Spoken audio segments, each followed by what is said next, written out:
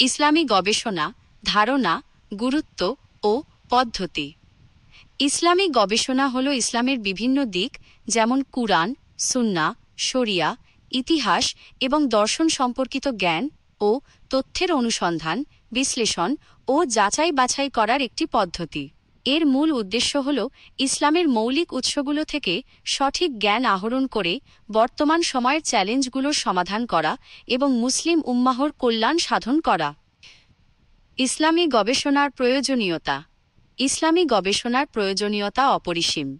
এটি মুসলিমদের ধর্মীয় ও জাগতিক জীবনে সঠিক পথ নির্দেশনা প্রদানে সাহায্য করে।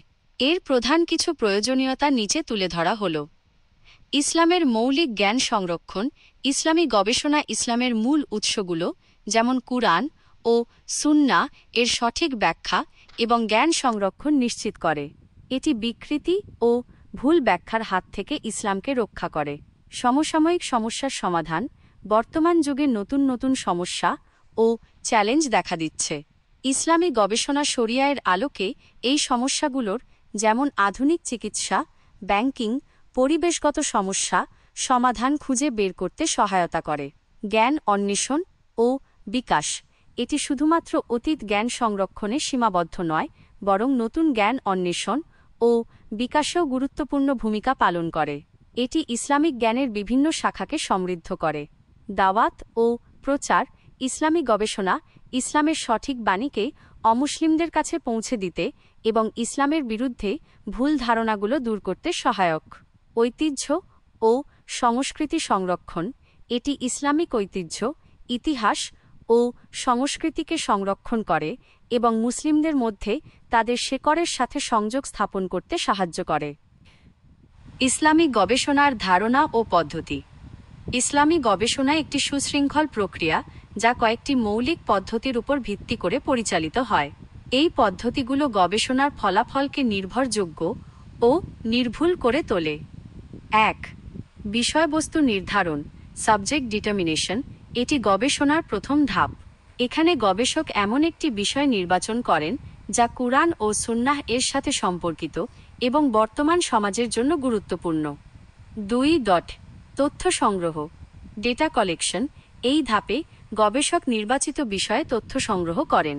এই তথ্যগুলো প্রধানত কুরআন, হাদিস গ্রন্থ, তাফসির, ফিকহ, ইতিহাস ও সিরাহ গ্রন্থ থেকে সংগৃহীত হয়। ৩. তথ্যের যাচাই বাছাই, ডেটা ভেরিফিকেশন। সংগৃহীত তথ্যগুলো সঠিক কিনা তা যাচাই করা অত্যন্ত গুরুত্বপূর্ণ। এটি হাদিসের ক্ষেত্রে সনদ ও মাতান যাচাইয়ের মতো কঠিন কাজ হতে পারে। ৪. বিশ্লেষণ ও ব্যাখ্যা, অ্যানালিসিস অ্যান্ড ইন্টারপ্রিটেশন। এই ধাপে গবেষক সংগৃহীত তথ্যগুলোকে বিশ্লেষণ করে তাদের সঠিক ব্যাখ্যা বের করেন। এখানে ইজতিহাদ, স্বাধীন যুক্তি প্রয়োগ এর ব্যবহারও হতে পারে। ৫. ফলাফল উপস্থাপন, রেজাল্ট প্রেজেন্টেশন। গবেষণার শেষে প্রাপ্ত ফলাফলগুলো একটি সুপারিশ বা সিদ্ধান্ত আকারে উপস্থাপন করা হয়। এটি সাধারণত লিখিত প্রবন্ধ, থিসিস বা বই আকারে হয়ে থাকে। ইসলামী গবেষণার পরিভাষা, টার্মিনোলজি অফ ইসলামিক রিসার্চ। ইসলামী গবেষণায় কিছু নির্দিষ্ট পরিভাষা ব্যবহৃত হয় যা এর প্রক্রিয়াকে আরও সুনির্দিষ্ট করে। নিচে কিছু গুরুত্বপূর্ণ পরিভাষা আলোচনা করা হল। ১. উসুল আল ফিকহ। উসুল আল ফিকহ এর অর্থ হল আইনশাস্ত্রের মূলনীতি। এটি সেই পদ্ধতি যা শরিয়া এর বিধানগুলো কুরআন ও সুন্নাহ থেকে বের করতে ব্যবহার করা হয়। এটি ইসলামী গবেষণার সবচেয়ে গুরুত্বপূর্ণ অংশগুলোর মধ্যে একটি। ২. ইজতিহাদ। ইজতিহাদ এর অর্থ হল স্বাধীন যুক্তি প্রয়োগ। এটি এমন একটি প্রক্রিয়া যেখানে একজন যোগ্য পণ্ডিত শরিয়া এর বিধানের জন্য নতুন সমস্যাগুলোর সমাধান খুঁজে বের করতে কুরআন ও সুন্নাহ এর জ্ঞান ব্যবহার করেন। এটি গবেষণার একটি সৃষ্টিশীল ও কঠিন দিক। ৩. ইস্তিমবাদ। ইস্তিমবাদ এর অর্থ হল গভীর অনুসন্ধান। এটি কোনো বিষয় বা সমস্যার গভীরে গিয়ে লুকানো বিধান বা অর্থ বের করার প্রক্রিয়া। ৪. ফিকহ।